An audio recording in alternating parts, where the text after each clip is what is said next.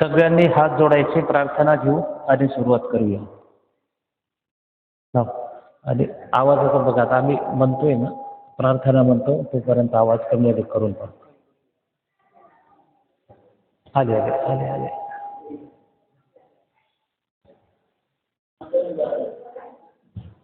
जय श्री चक्रधरा स्वामी चक्रधरा.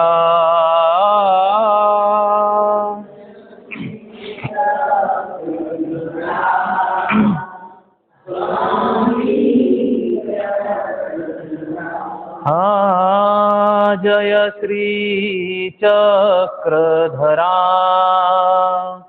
स्वामी चक्रधरा.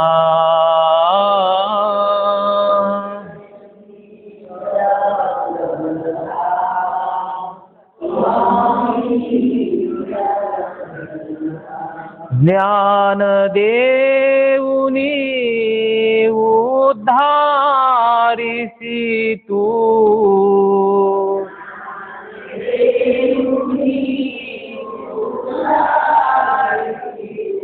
सकळ जीवाचा हितकारक तू.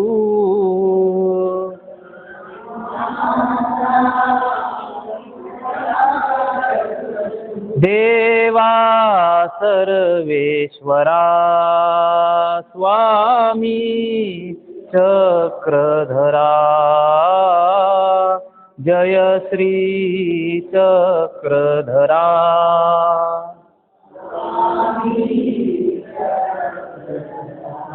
तू सृष्टीचा मालक सता,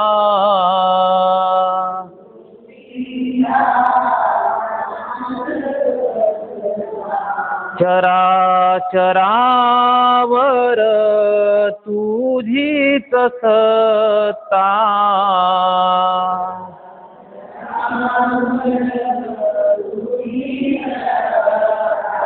देई अभय करा स्वामी चक्रधरा.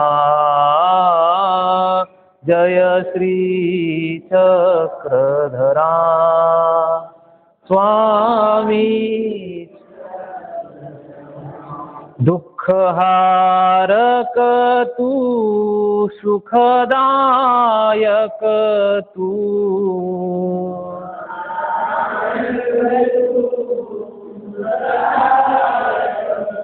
मूळ विद्येचा छेदक तू,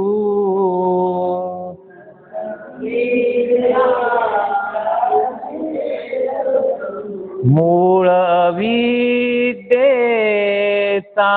छेदक तू.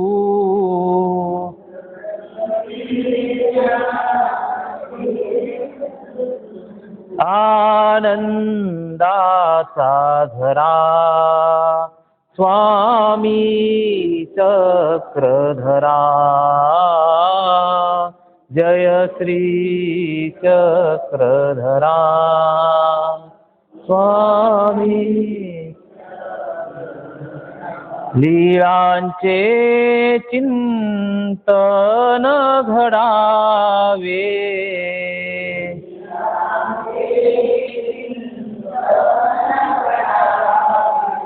जीवन आमुचे पावन व्हावे.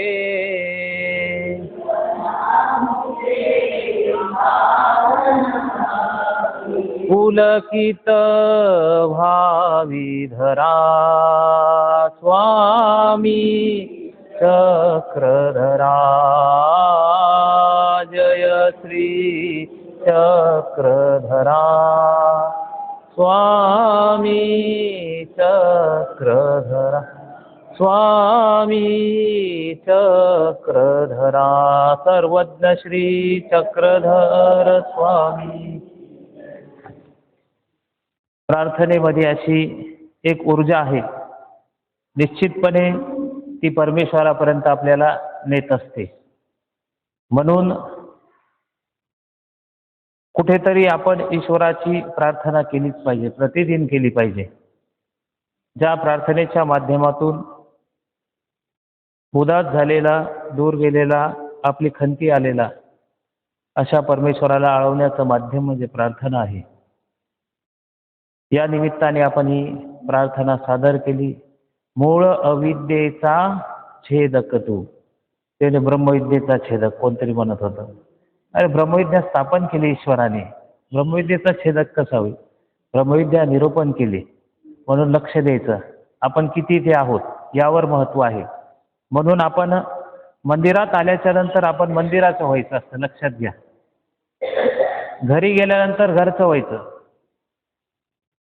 पण घरी गेल्यानंतरही मंदिरातलं आपण आठवायचं असतं. इथे आल्यानंतर घरचं नाही आठवायचं. इथे जी सेवा आहे, चिंतन आहे, निरूपण आहे, नामस्मरण आहे, तर आणि तरच कुठेतरी तुमची ऊर्ध्वगती आहे, वांछून ऊर्ध्वगती नाही. नामस्मरण ही प्रत्येकाची साधना आहे, प्रत्येक साधकाची साधना आहे. तुम्ही नामधारक आहात, कोणी विचारलं काय करता? तुम्ही देवपूजा करता, तुमचा नित्यविधी करता, परंतु नामस्मरण करतो म्हणजे एक नामधारकाची ती एक अस्थिपरीच आहे. साधन चरितत्व होण्यासाठी, साध्यपर योग्यता लागण्यासाठी नामस्मरण महत्वाचं आहे. म्हणून एका साधकाची नामस्मरण ही एक साधना आहे, लक्षात ठेवा. नामस्मरणाने 10 कार्य होतात. नामे वेद, नामे बोध, नामे स्मरण, नामे अनुसरण सांगितलं. नाम येते विघ्नहरी, नाम वाजत वारा धरी, नाम पडते आकाश धरी, नाम साह्या ते करी, नाम प्राप्ती ते करी, वगैरे वगैरे. तर कितीतरी म्हणजे अशा गोष्टी आहेत की प्राप्तीपर्यंत सामर्थ्य नामाने आपल्या ठिकाणी बांधतं. श्री चक्रधरा म्हटल्यानंतर कुठंतरी दिलासा आपल्या जीवनाला मिळतो. परमेश्वराचं नामचिंतन केल्यानंतर येणारे विघ्न कमी होतात असं आपल्याला जाणवतं. हे नामस्मरणाचं सामर्थ्य आहे. म्हणून प्रतिदिन थोडं का होईना, सकाळी 3च्या नंतर करत असाल तर उत्तम आहे, 6च्या आत. भले नामस्मरण करून तुम्ही झोपा, हरकत नाही, पण थोडंसं नामस्मरण करून झोपून घ्या. पण बसायचा प्रयत्न करा, 10 मिनिटं, 15 मिनिटं, हळूहळू वाढवा त्याला. एकदम एकाएकी साधना कोणाला येत नाही. म्हणून साधनेसाठी आयुष्य जावं लागतं, तेव्हा साधक अवस्था आपली होत असते. आज श्रीमद भगवद्गीता जयंती आहे. एकमेव असा अवतार आहे जो श्रीमद भगवद्गीतेमध्ये म्हणतो, सर्व धर्मान् परित्यज्य मामेकम शरणं व्रज अहम त्वाम सर्व पापेभ्यो मोक्ष इष्यामि मा शुच. म्हणजे सर्व धर्म म्हणजे देवतांचे धर्म, जीवाचे धर्म, जे काही 12 धर्म सांगितलेले आहेत, हे सगळे धर्म त्याग करून फक्त मला एकट्याला शरण आहे. तिथे कुठल्याही देवतेचं नाव घेतलं नाही, कुठल्या देवीचं नाव घेतलं नाही, कुणाचंच नाही, ब्रह्मा विष्णू महेश कोणाचंच नाव घेतलं नाही. फक्त मला एकट्याला शरण आहे, तुला या संसार चक्रातून पापापासून मुक्त करण्याची शाश्वती एकच अवतार देतो. आणि मया दीक्षेन प्रकृती स्वेते सचराचरम. हे तत्व ज्या भगवंताने सांगितलं की माझ्या अध्यक्षतेखाली सृष्टी रचना आहे, ईश्वराने उल्लेख करावा आणि खाली सृष्टीची रचना व्हावी, अशा पद्धतीने हे परमेश्वराच्या आधिपत्याखाली चालणारं हे आपण सृष्टी व्यवस्था म्हणूया त्याला. जीव या सृष्टीमध्ये येत असतो आणि ईश्वर अवतरित होतात. जीवाचा जन्म होतो आणि ईश्वराचा अवतार होतो, लक्षात घ्या. आपण स्वेच्छावश या सृष्टीमध्ये येऊ शकत नाही. कर्मानुबंधीनी मनुष्य लोके, मनुष्य कर्माने बांधलेला आहे, लक्षात घ्या. कुठेतरी तुम्ही अन्नदान केलेलं आहे, भजन घातलेलं आहे आणि त्या भजनाचे अनेक लेख तुम्हाला जोडल्या जातात. आणि मग त्या भजनामध्ये कुटक्रिया निष्पन्न होतात कमी अधिक प्रमाणात. जर निर्हेतुक भजन असेल तर ती आणखी चाल पुढे ईश्वराकडे चालते. परंतु पुण्य हेतूने जर भजन घातलं असेल तर मराठी, तर मनुष्याचे लेप लागतात. एका वेळेला अन्नदान करतात तेवढे मनुष्य जन्म तुम्हाला मिळतात. म्हणून स्वामी श्री चक्रधर महाराज म्हणतात, हंगा जन्माची काही अनुपपत्ती या पडिले असे ती. जन्माच्या राशीत राशी भेटतात तुम्हाला. जन्म नाही असं नाही, जन्म आहेत, अनेक जन्म मिळू शकतात तुम्हाला. तसा ईश्वर या सृष्टीमध्ये अवतार धारण करतो. स्वेच्छेने येतो. तुम्ही स्वेच्छेने येऊ शकत नाही. तुम्ही जी जी जाळं जोडलेलं आहे कर्म अर्धकत्वाचं त्या जाळ्याने तुम्हीच पुढे सरकतात. मग मनुष्यापाठी मनुष्यच असेल असं नाही. मनुष्यानंतर एखादा प्राण्याचा जन्म असेल, स्थावराचा जन्म असेल, स्त्रियांचा जन्म असेल, म्हणजे पशुपक्ष्याचा, झाडाचा, हे जे जे जोडलेले असतील तुम्ही त्या त्या क्रमाने तुम्ही चालणार. त्या त्या क्रमानेच तुम्ही चालणार. ईश्वर कर्मबंधनाच्या पलीकडे आहे, लक्षात घ्या. नमाम कर्मानी लिंपंती नमे कर्म फले स्पृहा. मी या सृष्टीमध्ये आल्यानंतर कुठल्याही कर्मफळाची अपेक्षा करत नाही आणि कुठलेही कर्म मला बांधू शकत नाही. हे गीतेचं तत्वज्ञान आहे.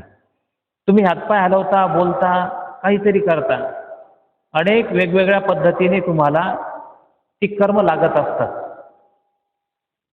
सांगायचं तात्पर्य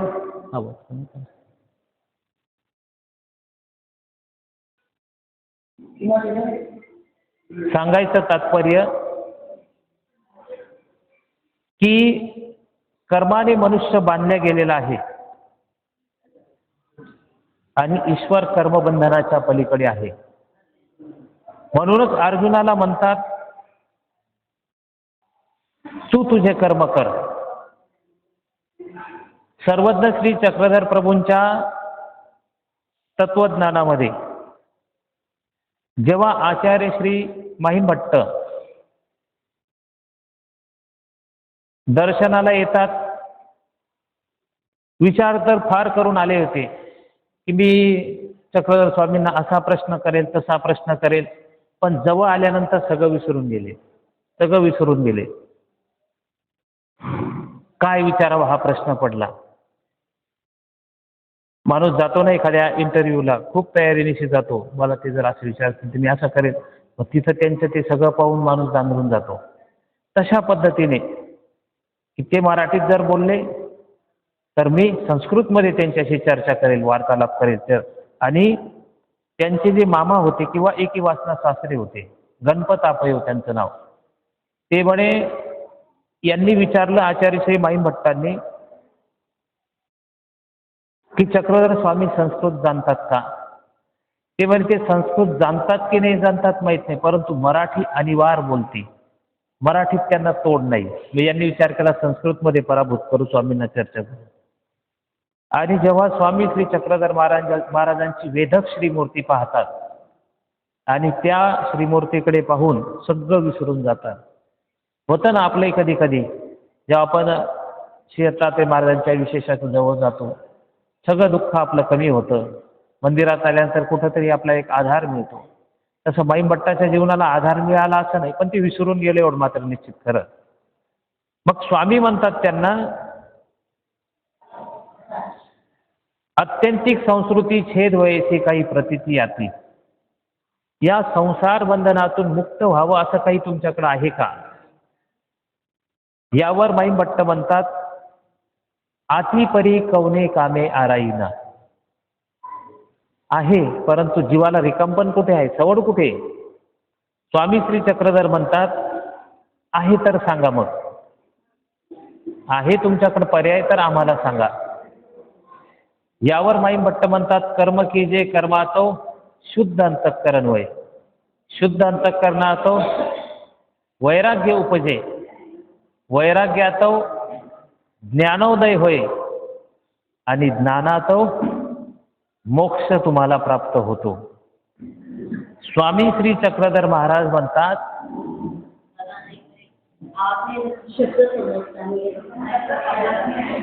त्यांना बोलवा, 2 मिनिटं बोला, एकदा सेटिंग करून घ्या. मी त्यासाठीच म्हणलं होतं त्यांना ते थांबा. त्यांनी थोडंसं फिरवून गेलं, झालं. बोलो एकदा त्यांना, आपण थांबू 2 मिनिटं.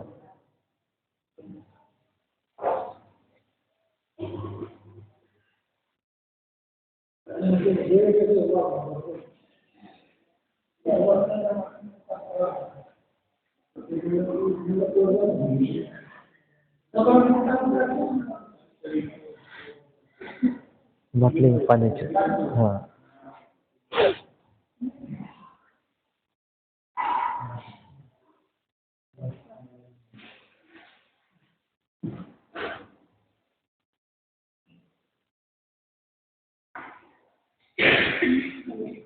कधी सांगते.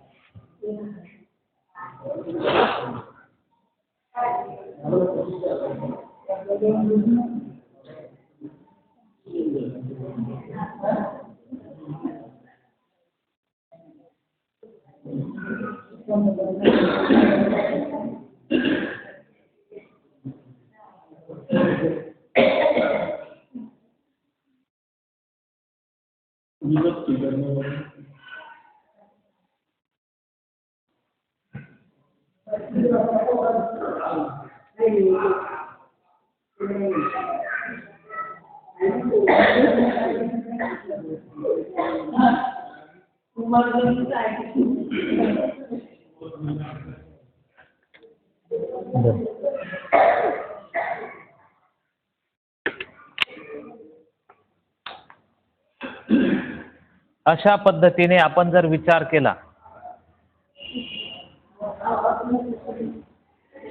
स्वामी श्री चक्रधर महाराजांच्या त्या भेटीमध्ये स्वतः स्वामीच त्यांना म्हणतात, आत्यंतिक संस्कृती छेद होय अशी काही प्रतीती आती. म्हणजे या संसार बंधनातून मुक्त व्हावं असं काही तुमच्याकडे आहे का? असा काही पर्याय आहे का? आता एकदा सेट करून घ्या बरं याला. थांबा. हां,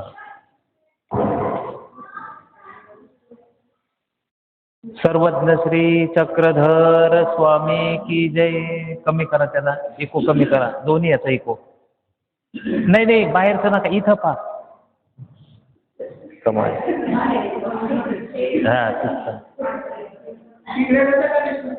हा, कनेक्शन तिकडे. म्हटलं बाहेर जाऊन ऐकतो का कसा आवाज आहे. इथं आवाज पाहिजे आपल्याला. हां,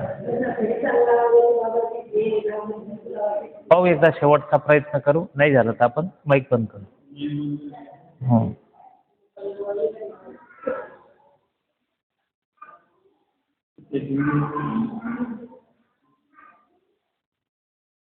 म्हणून सांगायचं तात्पर्य, आत्यंतिक संस्कृती छेद होयाची काही प्रतीती आती.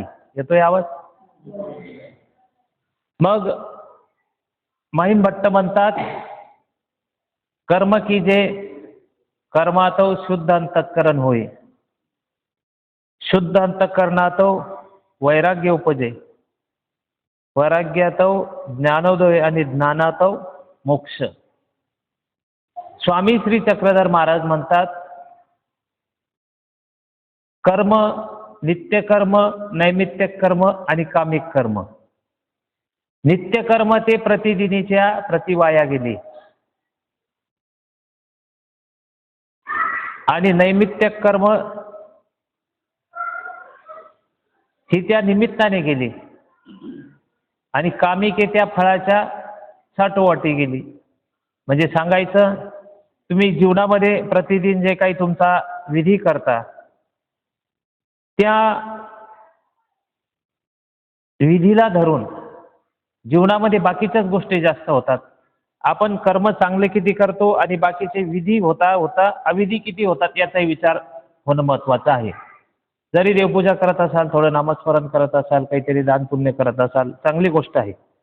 परंतु आगळ पाणी सांडतो, कोणाचं अंतःकरण दुखवतो, धुरेबंधारे करतो, कुठंतरी भांडणं चालतात, केस चालतात, फवारण्या करतो, आणखी काही वगैरे काही व्यवसाय करत असताना कीटकनाशकांचा कोणाचा व्यवसाय असतो. म्हणजे ह्या गोष्टी आहेतच का नाही निमित्त त्याला.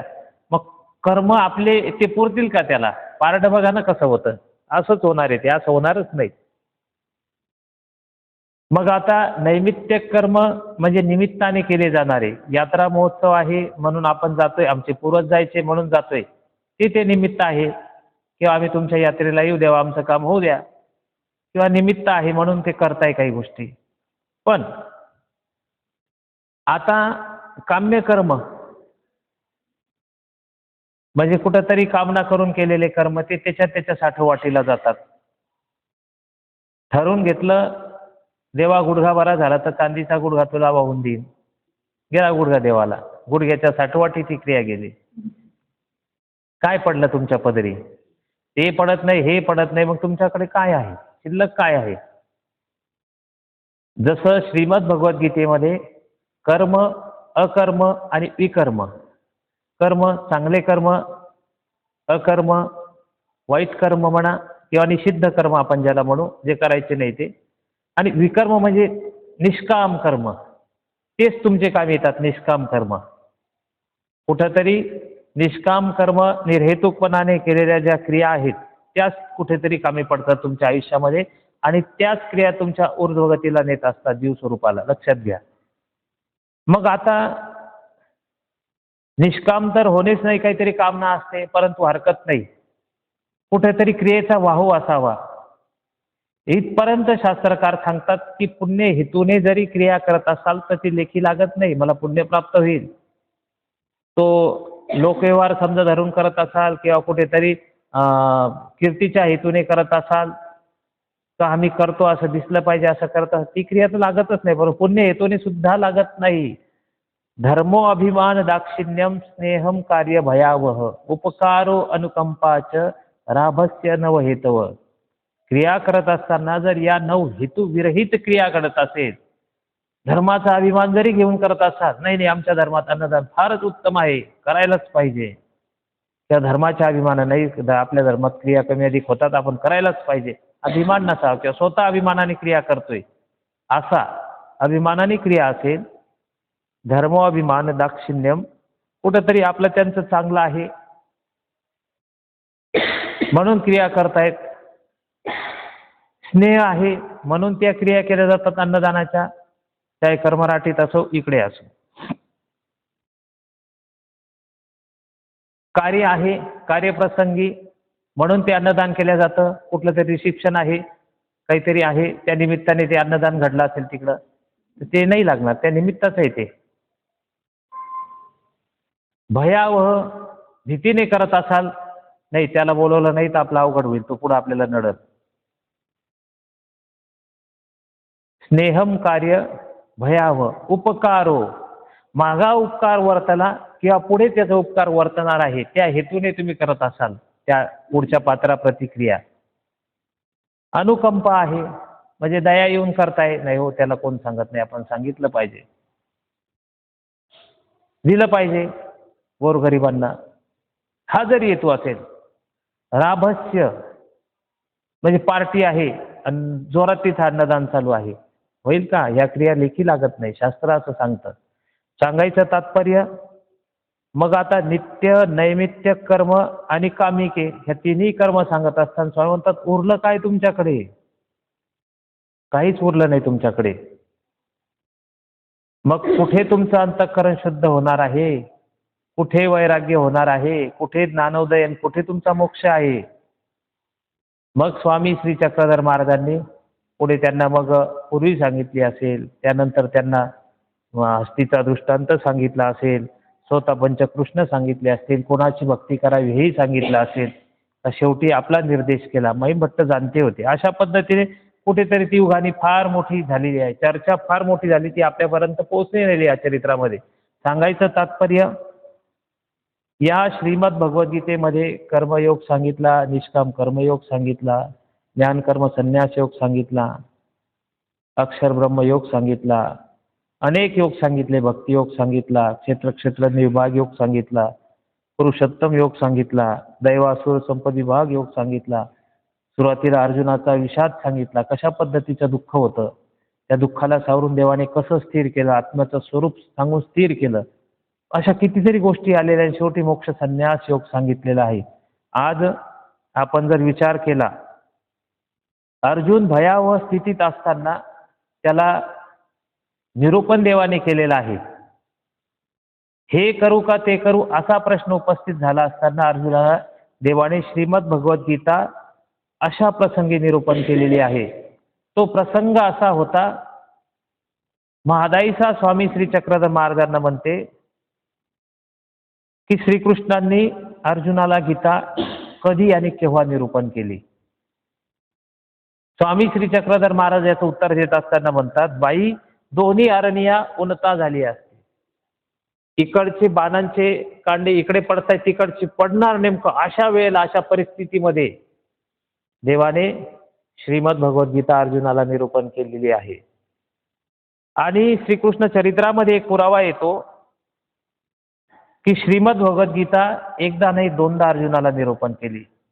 अर्जुन शेवटी युद्ध संपल्यानंतर म्हणतो की आपण मला एवढ्या गडबडीमध्ये जे सांगितलेलं तत्वज्ञान मी विसरून गेलो, मला पुनश्च एकदा श्रीमद भगवद्गीता निरूपण करा.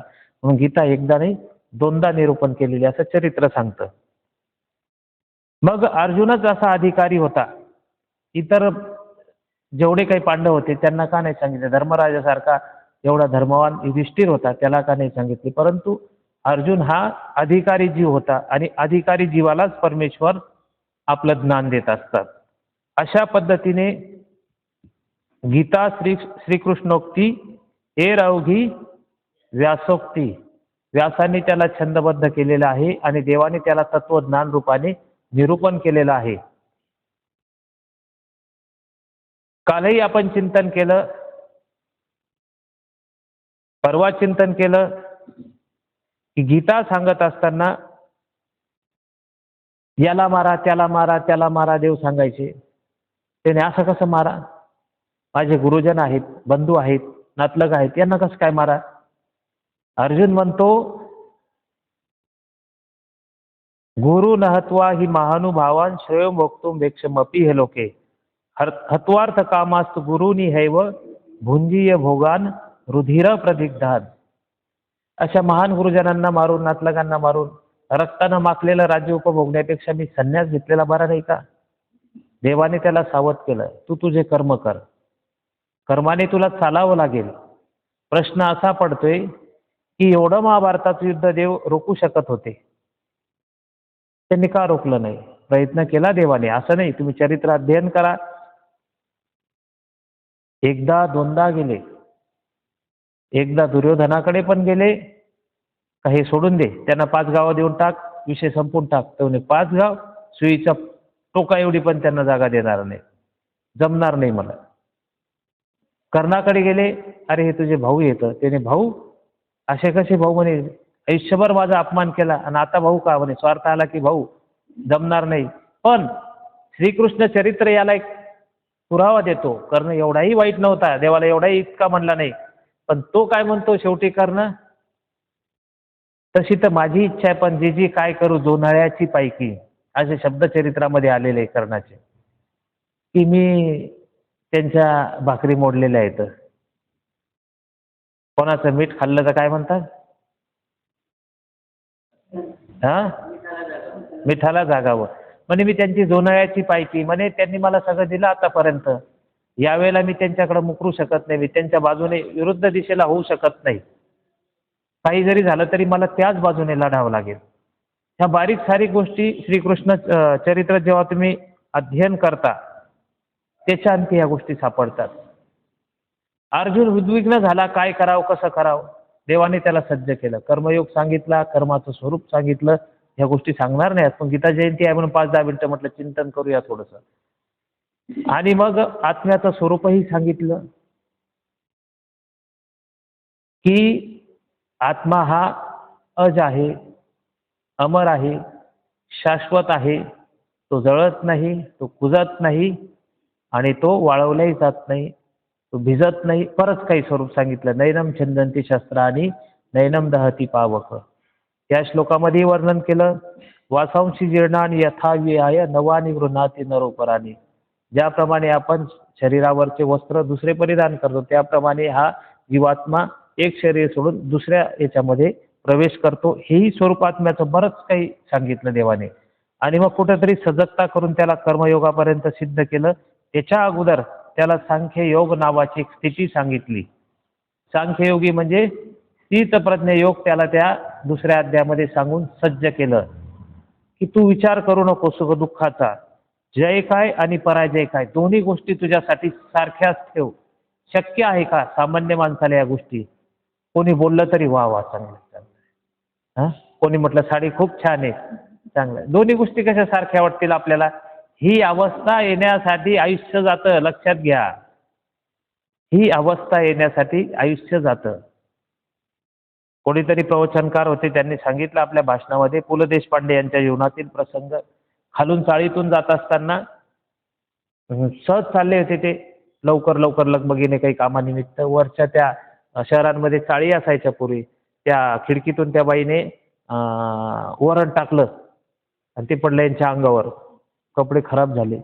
त्याने, बाई वरण आलं म्हणे, भात पण येऊ दे आता. आपण असतो तर काय म्हणलं असतं? तुला काही वाटतं का? काही दिसत नाही का? टिंब टिंब टिंब.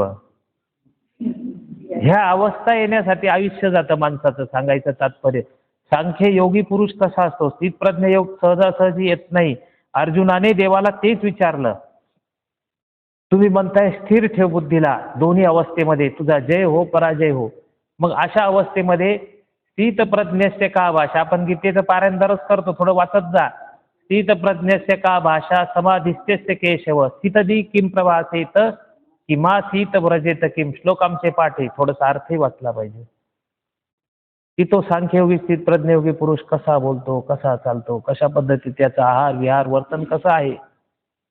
प्रजहाती यदा कामान सर्वान पार्थ मनोगतान आत्मन्यवात्मना तुष्ट स्थित प्रज्ञस्तदोच्यते. तो स्वतःच्या ठिकाणी स्थिर बुद्धी ठेवून आत्म्याच्याच ठिकाणी स्थिर राहतो. तो कुठलाही जय पराजय हो, लाभ हानी हो, याचा विचार न करता फक्त आपले कर्म करत राहतो. मग संसारात आहे तर संसाराप्रतीची कर्तव्य करतो आणि पुढे चालतो. ज्याप्रमाणे गीतेमध्ये एक न्याय आलेला आहे, पद्मपत्र मीमांसा, की कमलपत्र जेव्हा झटकल्या जातं तेव्हा पूर्ववत ते तसंच होतं. तसं माणसाचं जीवन असलं पाहिजे. गीता आपल्याला सांगते, जीवनात सुख येऊ दुःख येऊ दोन्ही गोष्टीत तुम्हाला जर स्थिर राहता आलं ना तर तुमचं जीवन सफल झालं. मग प्रश्न पडतो, आमच्या घरात दुःख येतात, काही माणसं अचानक निघून जातात. हे पारडं असं आहे, ज्याप्रमाणे क्षिणे पुण्य मरते लोकम विशंती. पुण्याचा क्षय झाला की जे जे पुण्य आत्मे असतात ते परत खाली येतात, देवता फळातून येतात. तर तुम्ही या सृष्टीबंधनाची काय गोष्ट करतात? पुनरपि जननम पुनरपि मरणम पुनरपि जननी जठरे शयनम. अशा पद्धतीने तुम्हाला हे चक्र चालूच राहावं लागणार. परंतु या संसार बंधनाच्या पलीकडे जायचं असेल तर स्थिरत्व तुमच्या जीवनाचं आवश्यक आहे. कदाकाळी या कलियुगाचा मनुष्याचा लेप 100 वर्षाचं आयुष्य आहे. कृतयोगी किती आयुष्य आहे? 1,00,000 वर्षाचं आयुष्य आहे. त्रेती 10,000 म्हणजे 10,000, द्वापारी 1,000 आणि कलियुगामध्ये 100 वर्षाचं. मग हे 100 वर्षाचं आयुष्य असताना काही माणसं 100च्या आतच जातात. विचार केला आपण जातो का 100 पर्यंत? आम्हाला तर काही शाश्वती नाही. आदरणीय पूजनीय श्रद्धेय पूजदा निवासी वैराग्यनिष्ठ श्री बाबाजी सरले एक 7-8 वर्षापूर्वी त्यांना भेटायला गेलो दवाखान्यात. म्हटलं बाबा आशीर्वाद द्या, डोक्यावर हात ठेवा. म्हणे कलियुगाचं आयुष्य तुला लाभो. मलाच माझी शाश्वती वाटली नाही. बाबांनी आशीर्वाद असा कसा दिला आपल्याला? सांगायचं तात्पर्य, मग कलियुगाचं लेपिक आयुष्य 100 वर्षाचं आहे. माणूस 100 वर्ष जातच नाही. But why? रिझन काय? लेपिक तर ठरलेला आहे, परंतु काही जातातही. जात नाही असं नाही, जातातही. भजन घालत असताना जर तुम्ही क्रिया करत असताना पुढच्या पात्राचा हात आखडला, वाढताना कमी अधिक झालं, तुम्ही मनुष्य होण्याचे प्रकार पाहिले, स्त्रीदेह होण्याचे प्रकार पाहिले, त्यामध्ये हा निर्णयामध्ये प्रकार येतो. बाबाजींनी सांगितलं असेल कदाकाळी तुम्हाला. आणि मग जर हात आखडला तर खंडित लेप निष्पन्न होतो. पूर्ण मनुष्य देहाचा लेप लागल्या जात नाही, असा एक सिद्धांत आहे. मग आयुष्य तेवढं खणल्या जातं, तुटल्या जातं. प्रश्न पडतो असा, काही मंडळी किंवा काही पुरुष म्हणा, एखादा बालक मातेच्या गर्भात असतानाच जातो, त्याचा काय दोष आहे? अल्पकाळ येतो मातेच्या गर्भामध्ये आणि निघून जातो, त्याचा लेपच तेवढा जोडलेला आहे. एखादा मनुष्य 50 वर्ष असतानाच निघून गेला, त्याचं आयुष्यच 50 वर्षाचं. लेपिक आयुष्य जोडत असताना हे देवता चक्र आहे. अगोदर सांगितलं तुम्ही जे कर्म जोडताना त्यावर तुमचं आयुष्य जोडलेलं आहे. मग ते 50 वर्ष एकतर अगोदर झालेलं असावं किंवा पुढे होईल, हा एक सिद्धांत डोक्यात ठेवायचा. म्हणून लेपाशी त्याची गाठ आहे की तुम्ही भजन घालत असताना कशा पद्धतीनं तुमचा लेप निष्पन्न होतो यावर ह्या गोष्टी आहेत. अनेक गोष्टी देवाने सांगत असताना मग त्याला स्थिर केलं. शोक करू नको, असं नको करू, तसं नको करू. शेवटी एवढं सांगून सुद्धा पक्षकार म्हणतात शर सांधिले ऐशा शंका. ज्याप्रमाणे एखादा बाण सोडावा बाणा पाठोपाठ तसे त्याच्या शंका बाणासारख्या. हे कसं काय, तुम्ही असं म्हणतात, ते कसं काय, ते कसं काय. पुसत्या अर्जुनाचा अभिप्राय ऐसा जे श्रीकृष्ण चक्रवर्तीचे परावरत्व सुचवणी बोलतो असे. असं सूत्र आहे की अर्जुन 6 शास्त्र, 18 पुराण, 4 वेद, 14 विद्या, 64 कला, परिपूर्ण ज्ञान अर्जुनाला होतं. थोडंसं सुद्धा कमी अधिक नव्हतं. इतकी त्याची पात्रता होती बुद्धीची, सांगायचं तात्पर्य. म्हणून देवाच्या बुद्धीशी तो कमीत कमी वार्ता करत होता. शेवटी चरित्र असं सांगतं, अर्जुन स्वतः देवाला म्हणतो श्रीकृष्ण महाराजांना, तुम्ही मला एवढं सांगताय असं कर तसं कर, याला मार त्याला मार, पण तुमच्यात आणि माझ्यात काय फरक आहे म्हणे. तुम्ही देवकी मातेचे पुत्र आणि मी कुंती मातेचा. तेव्हा देवाने विश्वरूप दाखवलं अर्जुनाला. लक्षात घ्या, चराचर विश्व ईश्वराच्या त्या संपूर्ण त्याने मुखामध्ये पाहिलं म्हणा, शरीरामध्ये पाहिलं. ते विश्वरूप दर्शन अर्जुनाने जेव्हा केलं तेव्हा अर्जुनाला शाश्वती आले की हे सगळं सर्व जे काही करतायत हे सर्व काही ईश्वरच करतायत. तेव्हा तो देवाला नमस्कार करतो. आजपासून मी तुमचा शिष्य आहे. तुम्ही म्हणाल ते मी आज्ञा, तुम्ही दिलेली आज्ञा शिरसा वंदे भगवंता, आणि मी त्या पद्धतीनेच आता इथून पुढे वर्तन करेन. आणि तिथून पुढे कुठेतरी अर्जुन मग भक्तियोग सांगितला, क्षेत्र निर्भाग योग सांगितला. पुढे सांगता सांगता देवाने मोक्ष संन्यासापर्यंत त्याला पोहोचवलेला आहे. बरं, एवढं करून देवाने युद्ध करायला लावलं, सगळं झालं, पण सोडायला लावलं. सगळं करून सुद्धा सोडून द्यायला सांगितलं. युद्ध जिंकलं, आनंद झाला पांडवांना. तो म्हणतो मी जिंकलं, तो म्हणतो मी जिंकलं. मग श्रीकृष्ण महाराज म्हणतात, तुम्हाला पाहायचं का कोणी जिंकलं? जो बब्रुवान होता, आता खाटूश्याम म्हणतात त्यांना,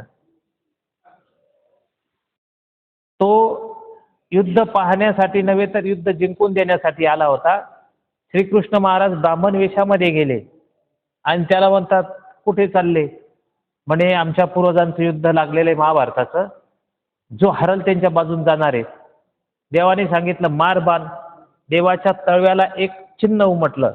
देवाने जाणलं आपल्या सामर्थ्याने की हा करू शकतो खरं. म्हणे मग आता तू माग. म्हणे प्रसन्न झालो. ब्राह्मण वेशात श्रीकृष्ण चक्रवर्ती होते. ते म्हणे आम्ही क्षत्रिय मागत नसतो, देत असतो. अरे नाही म्हणे, आम्ही ब्राह्मण आहे, आम्ही देत असतो. नाही, काही नाही म्हणे, आम्ही देत असतो म्हणे. सांगा तुम्ही काय पाहिजे तुम्हाला. देवाने सांगितलं तुझं शिर दे. देतो म्हणे. आता तुम्ही तर फारच मोठी संकट मला म्हणजे संकटामध्ये टाकलं, देतो मी तुम्हाला, पण मी ज्या हेतूने आलो आहे ते युद्ध नाही करू शकत आता मी, पण पाहायचं होतं मला. ते युद्ध मी पाहायला गेलं पाहिजे. देवाने सांगितलं हरकत नाही, तुझी ती इच्छा मी पूर्ण करतो. एक स्तंभ होता, त्याच्यावर नेऊन त्याचं ते शिर. पण त्याने ओळखलं तुम्ही म्हणे काही सामान्य ब्राह्मण नाही, तुम्ही कोणीतरी आहात म्हणे, दैवी शक्ती. तेव्हा श्रीकृष्ण चक्रवर्ती आपल्या स्वरूपामध्ये आले. त्याने प्रणाम केला, म्हणे मला माहीतच होतं. आणि मग अशा पद्धतीने त्याला ठेवलं तिथे महाभारताच्या तिथं, आणि तो पाहत होता सगळं. मग सगळ्या पांडवांना सांगितलं युद्ध कोणी जिंकलं. म्हणे तुम्ही जा त्या बब्रुवानला विचारा. तो सगळी गेले. म्हणे कसं काय तुम्ही पाहिलं सगळे टेलिव्हिजन, तुम्ही पाहिलंय काय? म्हणे युद्ध तुम्ही जिंकलं नाही आणि कोणीच जिंकलं नाही. मग म्हणे फक्त एक सुदर्शन चक्र फिरत होतं, सर्व काही म्हणे इथे चालत होतं म्हणे. म्हणून कोणीच काय अभिमान करू नका, मी जिंकलं आणि याने जिंकलं. मग आता राज्य उपभोगाचे दिवस आले, पण तेव्हा श्रीकृष्ण चक्रवर्ती काय म्हणतात, आता हे सोडून द्या, सोडून द्या आता तुम्ही, आणि आता हिमालयामध्ये जा. अष्टीपरी सर्वज्ञ श्री चक्रधर स्वामींनी आता सांगितली असं नाही, श्रीकृष्ण चक्रवर्तींनी सुद्धा पांडवांना अष्टीपरी सांगितली की पांडवा हिमवंता परिखो अशी एक आधी आलेली श्रीकृष्ण चरित्रामध्ये की पांडवांना हिमालयामध्ये पाठवलेलं आहे. मग असं करता करता ही पांडव सगळं राज्य त्याग करून हिमालयामध्ये निघाली वानप्रस्थाश्रमासाठी. आणि मग करता करता नकुल सहदेव पडले, हिम म्हणजे बर्फ चुरताना, नंतर मग भीम पडला, द्रौपदी पडली. मग द्रौपदी पडली तर युधिष्ठिर म्हणतो, जा म्हणे द्रौपदीला कोणतरी उठवा. अर्जुन देव गेले लगबगीनं उठवायला, आणि उठवताना द्रौपदी थोडीशी लाजली आणि तिने आपला पदर आहे तो असा थोडासा असा केला. ते म्हणे असं का बरं केलं तुम्ही? नाही म्हणे तुमचा माझ्यात जीव आहे की काय असं वाटलं मला सगळ्यापेक्षा. नाही नाही नाही म्हणे मी धर्मबुद्धीनेच आलो. मग तेव्हा ती द्रौपदी म्हणते की धर्मबुद्धीने आलात तर देव आणि धर्म शेवटपर्यंत विसरू नका. स्वतःच्या पत्नीने सांगितलेला सल्ला शेवटच्या निर्वाणचर्येला लक्षात घ्या. सांगायचं तात्पर्य श्रीकृष्ण चरित्र तुम्हाला शिकवू शकतं, फक्त आपली घेण्याची ताकद पाहिजे. आणि मग अशा पद्धतीने शेवटी असं करता करता फक्त युधिष्ठिर उरलेला आहे. द्रौपदीच्या जीवनामध्ये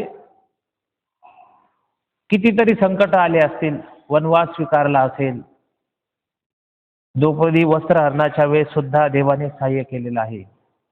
फाडूनी भरजरी शेला चिंदी बांधते द्रौपदी हरीच्या बोटाला. एक मत असं आहे की ही चिंधी देवाला द्रौपदीने फाडली. बाकीच्या सगळ्या राण्यांनी विचार केला एवढं भरजरी शेला आहे माझे सगळे असे, हे कसं काय फाडायचं, पण द्रौपदीने क्षणार्धाचाही विचार केला नाही, वस्त्र फाडून देवाच्या बोटाला दिलं. एक चरित्र असं प्रमाण आहे की जेव्हा अंध ऋषी स्नानासाठी गेले असताना तिथे या द्रौपदी असतील, बाकी त्यांच्या सखी सुद्धा गेलेले आहेत. अंध ऋषीचं अंतर्वस्त्र म्हणा कोपिन ते उडून गेलेलं आहे. ते डोळ्याने अंध होते, ते पाहत होते. आणि बाहेर कसं यावं म्हणून ते म्हणतायत, माता हो तुम्ही माझं एक काम कराल का, माझं वस्त्र उडून गेलेले मला द्या बरं तेवढं. मग या द्रौपदीने ते वस्त्र दिलं त्या ऋषींना. त्या अंध ऋषींनी एक वर दिला तिला का माते तू माझं जसं आज लज्जा राखली त्याप्रमाणे प्रत्यक्ष ईश्वर तुला येऊन तुझं रक्षण करेल. सांगायचं तात्पर्य जगामध्ये देव फुकट काही देत नाही, पाठीमागची ठेवण लागते. असं जर असतं तर प्रत्येक जण श्रीमंत असता, प्रत्येक जण सगळ्या पदावर वेगवेगळ्या पदावर असता. सांगायचं तात्पर्य प्रत्येक जण अंबानीच्या घरात असता. असं का होत नाही? ठेवण आहे पाठीमागच्या जन्मामध्ये. तुम्ही काय केलं, द्रव्यदान केलं, तुम्ही काय केलं, अन्नदान केलं, सगळ्या ठेवण तुमच्या पुढे चालतात. असं समजू नका की एवढं चांगलं आहे अडथळे येतात जीवनामध्ये, संकट येतात. हे असल आपली जोड आहे, हे कुठेतरी भोग आहेत आपले की जे मागचे पुढे येतात, किंवा कुठेतरी आपले आपण त्याचे ऋणानुबंध जुळलेले म्हणून त्यांच्याशी आपला योग आहे. म्हणून अशा पद्धतीने नातेसुद्धा संबंध तयार होतात. सांगायचं तात्पर्य ईश्वरही सहाय्य करतो, पण पाठीमागं ठेवणही पाहिजे. मग आता ज्याची ठेवणच नाही मग त्याचं काय, तरी ईश्वर सहाय्य करतात. कारण अनार्जित दाता ईश्वर आहे. कर्माचं अर्जकत्व जोडलेलं नाही तुम्ही तरी सुद्धा ईश्वर देऊ शकतात, त्याला आपण देव म्हणतो. म्हणून विना अर्जकत्वी सुद्धा देण्याचं सामर्थ्य ईश्वरामध्ये आहे. सांगायचं तात्पर्य म्हणून या श्रीमद भगवद्गीतेमध्ये जेव्हा आपण चिंतन कराल त्या चिंतनामध्ये निश्चितपणे देवाची आठवण तर होते, परंतु आपण कशा पद्धतीने जीवन जगावं ह्या सगळ्या गोष्टींचा उलगडा श्रीमद भगवद्गीतेमध्ये आहे. म्हणून दररोजचे जर 2-2 श्लोक वाचले तर 365 दिवसामध्ये संपूर्ण अर्थाची गीता होऊ शकते. पण आपण तसं करत नाही. 2 श्लोक वाचायचे अर्थाचे फक्त, असं आपण पारायण करतो. पण श्लोकाचे जर 2 अर्थ प्रतिदिन वाचले, दिवसभर त्याचं चिंतन केलं तर पुढच्या वर्षी तुम्ही माझ्या जाग्यावर येऊन बसाल. नाही, 700 लोकांचं चिंतन निश्चितपणे एका वर्षामध्ये होऊ शकतं. बरीच लोक म्हणतात महाभारताचं युद्ध झालं, हे काही योग्य झालं नाही, देवाने केलं. ईश्वराचा मनोधर्म आहे, लक्षात ठेवा. श्री दत्तात्रय प्रभूंची खावणी आहे, स्वामींची वेगळी खावणी आहे, श्रीकृष्णांची सुद्धा वेगळी खावणी आहे. ईश्वराची प्रत्येकाची एक ठेवण राहते, ठेवण आहे. ईश्वराच्या मनोधर्माने एखादी गोष्ट होत असेल तर ती लीळा आहे, लक्षात ठेवा. आणि आपल्या जर आपण कडाने करत असाल, देवाने सांगितलं नाथोबाला साप पकडा, लगेच चालले, म्हणतात बस झालं, लेखी लागला जन्म. तुम्ही जा बरं, असं साप पकडतो, जन्म लेखी लावतो, हाय तो जन्म जाईल तुमचा. सोबतीने नाही, ईश्वराचं ते ईश्वराचं आहे आणि जीवाचं ते जीवाचं आहे, लक्षात ठेवा. म्हणून ईश्वराच्या मनोधर्माने आपण जर कार्य करत असाल तर निश्चितपणे आपली योग्यताच होते. एखादा डोंबाराचा खेळ चालू आहे, तिथे साप दाखवतात, तुम्ही ते पाहत असाल, दुरून पाहत असाल, देवाचं चिंतन करत असाल, देवाने दुरून सर्प उतरला डोमेग्रामला, कुठे दुरूनही सर्प उतरला, आठवून सांगा. किंवा वडनेर भोजनचा साप असेल, तुम्ही अशा लियांचं चिंतन करत असाल अशा परिस्थितीमध्ये, तर निश्चितपणे कुठंतरी त्या खेळामध्ये सुद्धा तुम्हाला योग्यता लागेल. कारण स्वामी काय म्हणतात, खेळ खेळावा बटिका तर ऐसाच खेळावा. की तुमच्या व्यवहारामध्ये वर्तन करत असताना तुम्ही जर देवाचं चिंतन त्या योगाने होत असेल, मी म्हणणार नाही आवर्जून एखादा साप दिसतोय त्याच्या पुढे जाऊन देवाची लिहा आठवा, परंतु प्रसंग पाहून निश्चितपणे युद्धाचं जर अशी परिस्थिती होते तर देवाची आठवण करायला काय हरकत आहे. आता मध्यंतरी भारत पाकिस्तान मोठं युद्ध चालू होतं, असं वाटत होतं काय होतं काय नाही, आपल्यापर्यंत येतं काय खरं रॉकेट. महाभारताचं युद्ध किती भयंकर असेल, विचार केला तुम्ही, लाखोंच्या संख्येने, पण ते ईश्वराच्या मनोधर्माने ते युद्ध झालं. म्हणून शेवटी ईश्वराच्या मनोधर्माने झालेल्या गोष्टी ह्या वाया जात नाही, लक्षात घ्या. म्हणून त्याचं फळ ईश्वर त्यांना देणारच आहे, त्यात काही वाद नाही. सांगायचं तात्पर्य की श्रीमद भगवद्गीता आपल्या जीवनासाठी उपयुक्त आहे. अर्जुनाला निमित्त करून कुरुक्षेत्रावर महाभारताच्या प्रसंगी दोन्ही सैन्य एकत्रित असताना देवाने निरूपण केलेलं शास्त्र म्हणजे श्रीमद भगवद्गीता हे शास्त्र आहे. अर्जुनासाठी नव्हे तर आपल्यासाठी सुद्धा गेली 5,500 वर्षापासून चालत असलेली श्रीकृष्ण भगवंताची श्रीमद भगवद्गीता हिंदू धर्माचा एक प्रमुख ग्रंथ आणि मानव संप्रदायात सुद्धा आधारभूत असलेला ग्रंथ म्हणजे श्रीमद भगवद्गीता. ज्या गीतेचे अनेक भाष्यकार होऊन गेले, ज्या गीतेमध्ये 18 अध्याय आहेत, 700 श्लोक आहेत. गीता ही व्यासाने छंदबद्ध केलेली आहे. श्रीमद भगवद्गीता अर्जुनाला एकदा नव्हे तर दोनदा देवाने सांगितलेली आहे आणि या गीतेच्या योगाने अनेक योग सांगितले, त्या योगाने आपल्या जीवनाचे योग सुद्धा चांगले होऊ शकतात. म्हणून चिंतन केलं तर काहीतरी सापडतं आपल्याला. म्हणून त्या गीतेचं न सुद्धा पारायण करावं हा हेतू नाही, पारायणासोबत अर्थ सुद्धा चिंतन व्हावा हा त्या पाठीमागचा हेतू आहे. म्हणून सज्जन हो, श्रीकृष्ण चक्रवर्ती महाराजांच्या अगाध लीळा आहेत की ज्या लीळांच्या माध्यमातून आपण आपलं एक जीवन समृद्ध करू शकतो. बालपणापासून देवाच्या जीवनात अडचणी होत्या, तर तुमच्या आमच्यावरची काय गोष्ट आहे, लक्षात ठेवा. तुमच्या जीवनात अडचणी येतात, देवाचा जन्म कारागृहामध्ये झाला, काय विलक्षणता ईश्वराची. तुमचा आमचा जन्म आता दवाखान्यात होतो, पहिले मामाच्या घरी व्हायचा, आता दवाखान्यात होतो. त्याला काय पर्याय, तुमच्या जागा बदलल्या. देवाने कारागृहामध्ये जन्म घेतला, देवकी मातेला निमित्त करून घेतला, यशोदा मातेकडे वाढले, तिथे किती संकट आले परंतु ईश्वर आहेत ते. एवढं करून सुद्धा एवढं राज्यकारभार सांभाळत असताना अनेक युद्धाच्या वेळी देवाने परास्त तर केलं, चक्रवर्ती सम्राट देवाकडे होतं, परंतु तरी सुद्धा देवाला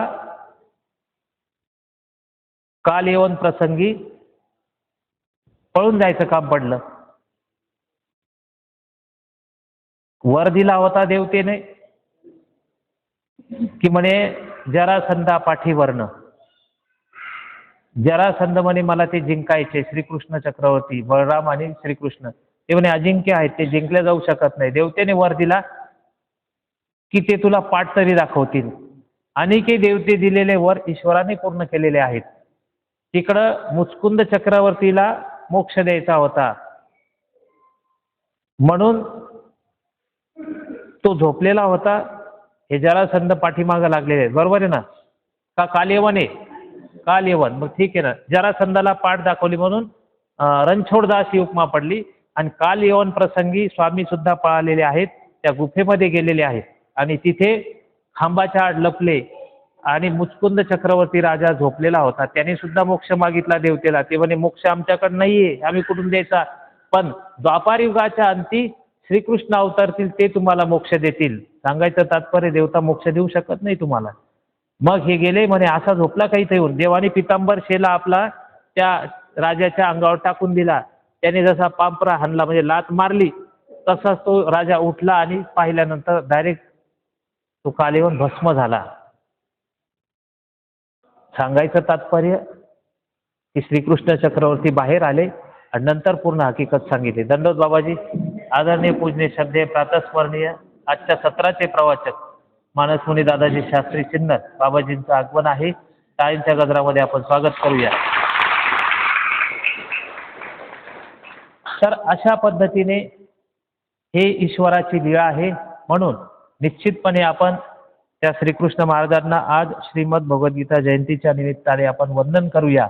तसं आपलं आज चक्रपाणी चरित्र, माझा विचार होता का आपण कुठेतरी चक्रपाणी चरित्र रुटीन लागली होती तेच करूया, परंतु त्या अनुषंगाने थोडंसं तुमचंही चिंतन झालं. निश्चितपणे लोक काही म्हणतात महाभारताचा फोटो तुमच्या घरात नसावा, कलह येतो. असं काही येत नाही. जर देवाचा फोटो लावल्यानंतर श्रीकृष्ण सारखा मुलगा तुम्हाला व्हावासा वाटतो, मग लोक म्हणतात त्याने ते पाहिल्यानंतर युद्ध होतं घरामध्ये. असं काही होत नाही. देवाने युद्ध संपवण्याचाही प्रयत्न केलेला आहे, फक्त आपण त्याकडे पाहतो कशा दृष्टीने हे महत्वाचं आहे. तुम्ही त्या फोटोकडे पाहत असताना अर्जुनाला देवाने उपदेश केलेला आहे. एवढ्या रणांगणामध्ये सुद्धा अध्यात्म निरूपणाची ईश्वराची भूमिका हेही महत्वाचं आहे. म्हणून एक सकारात्मक ऊर्जा असेल, ईश्वराचं चिंतन असेल.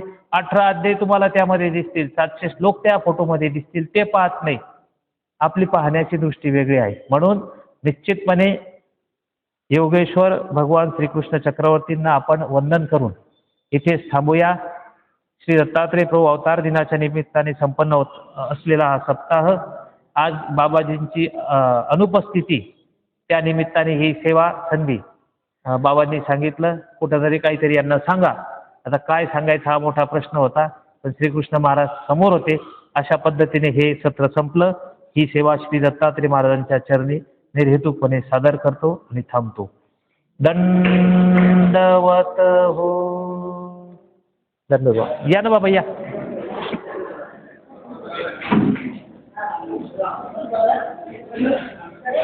दंडवत.